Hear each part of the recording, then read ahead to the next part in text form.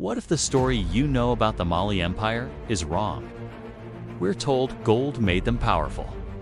That mountains of shimmering metal built one of the greatest civilizations in history.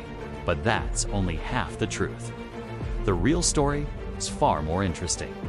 It's not about what they had, it's about what they built. The popular image of the Mali Empire is one of almost mythical wealth. We picture Mansa Musa, the legendary king, on his pilgrimage to Mecca, dispensing so much gold that he destabilized the economy of Egypt for over a decade. It's a simple, powerful story. A nation sitting on a gold mine becomes a global power. This narrative is logical. Wealth buys armies, builds cities, and commands respect. Gold, it seems, is the ultimate source of strength. We see the glitter, and we assume that's the foundation. But look closer, and cracks appear in this golden facade. History is filled with nations that were rich in resources, but poor in power. Think of Spain after its conquest of the Americas, flooded with silver yet slowly declining into bankruptcy. Or modern nations, blessed with oil, but plagued by instability. Wealth alone doesn't guarantee greatness. It can even be a curse, creating dependency and attracting predators. If gold was the only answer, Mali's story should have ended the moment the mines ran dry or the trade routes shifted. But it didn't. The empire endured for centuries. Something else was holding it all together. The true bedrock of Mali's power wasn't a mineral. It was a system, an institution.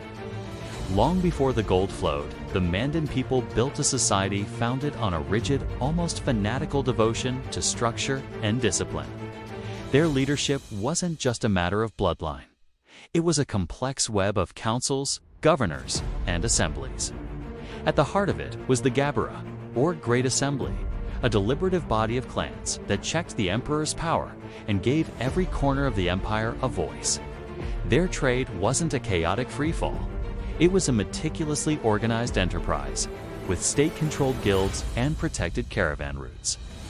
They didn't just sell gold, they managed its extraction, secured its passage, and controlled its price. This was the engine of their power, a culture of order, a psychological commitment to the collective, and a leadership structure that valued administration as much as conquest. Gold was the fuel, but the institution was the unstoppable machine. This is a pattern we see repeated across history. The Roman Empire wasn't built on Italian marble. It was built on the discipline of its legions, the brilliance of its engineering, and the unifying force of its law. The British Empire wasn't just a product of its naval dominance. It was powered by a sophisticated system of finance, administration, and a cultural belief in its own destiny. In every case, the visible wealth is merely a symptom of a deeper, invisible structure. When that structure decays, no amount of gold, silver, or land can save the empire from collapse. Today, we are surrounded by the illusion of wealth. We see nations with staggering GDPs and corporations with market caps larger than countries. We measure strength in stock prices and technological output, but we often forget to ask what lies beneath. Is there a shared sense of purpose? Are the institutions that govern us resilient and fair? Or are we too mesmerized by the glittering surface, ignoring the cracks forming in our own foundations? The story of Mali isn't just about the past. It's a warning about the seductive danger of confusing riches with strength. The Mali Empire teaches us a timeless lesson. True power is not found in the ground. It is forged in the minds of its people and the integrity of its institutions. It's the invisible architecture of unity and order that allows a civilization to rise. So we must ask ourselves, what are we building our future on? Is it something we can hold?